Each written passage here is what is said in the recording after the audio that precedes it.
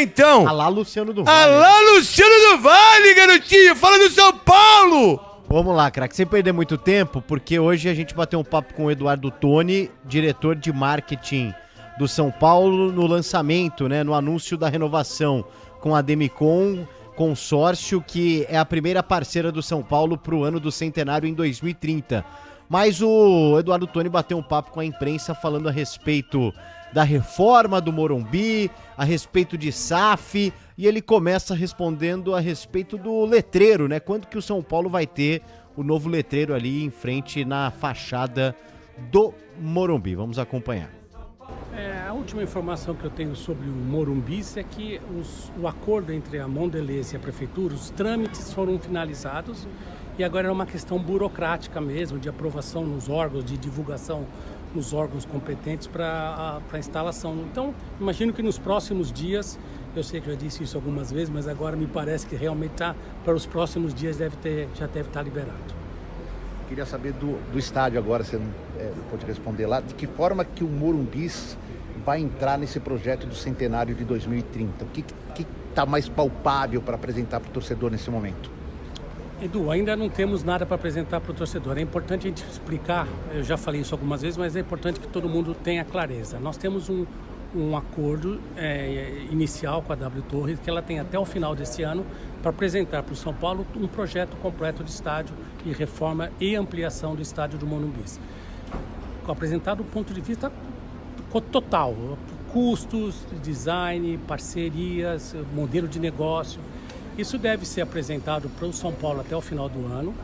E aí a gente tem um período de entendimento, de análise interna.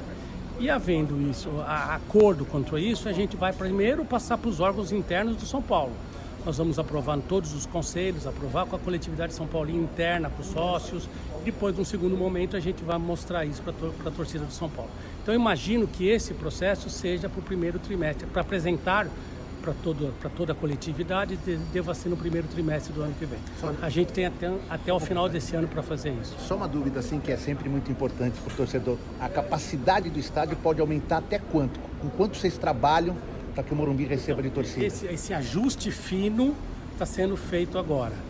Dependendo da quantidade de camarotes, dependendo da quantidade de cadeiras, a gente imagina que ele esteja entre 80 e 85 mil lugares. Legal. Quando a gente vê um nome como Projeto Centenário 2030, é claro que muita gente pensa sobre o estádio, mas aí seria mais fácil colocar um Morumbis 2030, né? Um projeto. O que mais, para além do estádio, né, que certamente está nessas pautas, o São Paulo, que você pode adiantar que o São Paulo tem em mente para melhorias, aumento, modernização, o que mais você pode adiantar para a gente?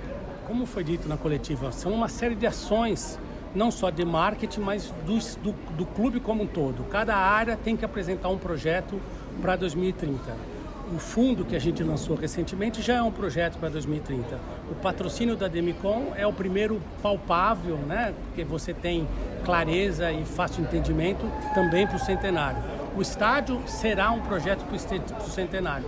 O Júlio fez um pequeno spoiler aí, falou de Cotia, tem projetos para Cotia para o centenário. Enfim, todas as áreas do clube vão ter projetos para melhorar as suas performances para 2030, melhorar. A gente quer deixar um legado para a próxima gestão palpável, crível para 2030. E cada área vai trabalhar em cima disso. A Demicon, o patrocínio da Demicon até 2030 é o primeiro grande lance desse projeto, do centenário. Edu, o São Paulo tem alguns pilares no elenco que o torcedor gosta muito e que poderiam ser aproveitados talvez como imagem do marketing. Por exemplo, Arboleda, Caleri, Luciano. O São Paulo fez muito isso na chegada do Rames, obviamente apostando na força da Estrela, no retorno do Lucas. Vocês têm planos também de explorar mais essa idolatria que o torcedor tem com alguns jogadores do atual elenco? Isso é complexo, porque é muito difícil você manter ou ter um contrato com um atleta por tantos anos assim. Naturalmente, a gente tem grandes ídolos da nossa história que a gente vai trazê-los para o projeto, vocês vão entender. Vai ter coisas que os ex-atletas vão estar envolvidos também, vão fazer parte do projeto também. Com o elenco atual é mais complexo, né? Nós estamos em 24, são 6 anos. Então é difícil você ter exploração até 2030 de um projeto desse com um atleta. A curto prazo, vocês não pensam em algo? A curto prazo a gente está, inclusive nesse momento, fazendo projetos de atletas com a Demicon, com a própria Demicon, que estamos anunciando aqui a renovação. A gente fez para o Rames, a gente fez para o Lucas, e a gente faz normalmente com atletas. A gente tem produtos licenciados de vários desses atletas, mas não nenhum deles que visa até o centenário. O Casares tem falado muito sobre austeridade a partir do contrato com a Galápagos, né? Haverão regras que o São Paulo terá que respeitar, e isso causa a austeridade que ele tanto tem falado, até para deixar o torcedor já pronto em relação aos próximos anos ou próximos anos do futebol. Como a captação desse dinheiro para o centenário pode afrouxar um pouco essa austeridade, pode liberar o cinto um pouco e deixar o São Paulo um pouco mais ativo no mercado a partir de agora, né, que já tem o primeiro contrato assinado? Esse é um ótimo ponto, Edu, porque toda a receita adicional que a gente trouxer vai ser revertido para o futebol. Isso é um dos pilares do projeto da Galápagos. A gente tem um orçamento, a gente tem um planejamento anual até 2030 e toda a receita adicional ou economia adicional que for feita, né, neste projeto vai ser revertido para o futebol, que afinal de contas é o nosso core business, né? Nós estamos aqui hoje por causa do futebol. Então, toda a receita adicional ou despesa que a gente conseguir cortar além do previsto vai ser revertida para o futebol. Tony, então só um complemento. Então, aquele ponto que a gente falou na coletiva quanto ao adicional pela taxa de administração cai nisso, porque tem o contrato fixo e tudo isso entra como receita extra, é É isso? importante você entender, essa pergunta é muito boa agora, porque veja só, quando a gente fala de um consórcio, o consórcio tem 5, 6 anos de vida, a gente vai estar recebendo isso. Óbvio que a gente vai fazer novos consorciados no final do contrato em 2030 e vamos receber comissão por isso até 2035, 2036. Isso é uma coisa que vai por muitos anos. Edu, o Júlio fala na coletiva também que é um centenário deixando projetos concluídos e um certo legado para o São Paulo. Qual que é a importância para a gestão de entregar um novo Morumbi, um novo estádio, como legado para as próximas que virão? O estádio do Morumbi é um estádio icônico, é um dos estádios mais importantes do mundo, da América do Sul. Então, o estádio hoje já tem uma condição muito boa, né? O estádio tem uma manutenção espetacular, é uma casa que recebe 60, 65 mil torcedores nos seus momentos de pico, mais de 70 mil público no dia de show. Então, já é um estádio já é um equipamento bastante importante. Eu acho que modernizá-lo é uma coisa importante. A gente vê outros clubes fazendo esse trabalho, alguns já com estádios prontos, construídos, já mais modernos, e a gente não pode deixar isso para trás. Eu acho que é importante deixar esse legado para as próximas gestões e também para o torcedor são paulino. Tony, o torcedor fica um pouco com o pé atrás, desculpa até de novo falar do estádio, mas porque já se falou muito disso, né? É um sonho antigo. Hoje a gente pode garantir que o Morumbi vai sim passar por uma reforma? O Morumbi vai mudar? O torcedor pode confiar nisso? A gente não tem como garantir, como escrever na pedra isso. Primeiro, porque nós somos um clube associativo, nós temos aqui os conselhos para aprovarem. A gente pode fazer um projeto espetacular e não ser aprovado no conselho.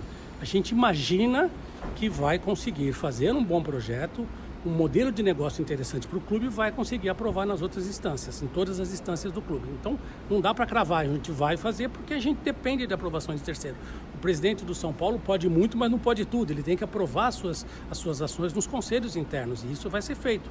Então, a gente não tem como garantir. A nossa gestão se caracterizou por aprovar os seus contratos com mais de 80%, 90% de adesão, né? Com aprovações muito importantes. A gente tem bastante otimismo em relação a isso, se a gente entender que o projeto está correto, se a gente entender que o modelo de negócio vai ser importante para o São Paulo e vai conseguir a aprovação.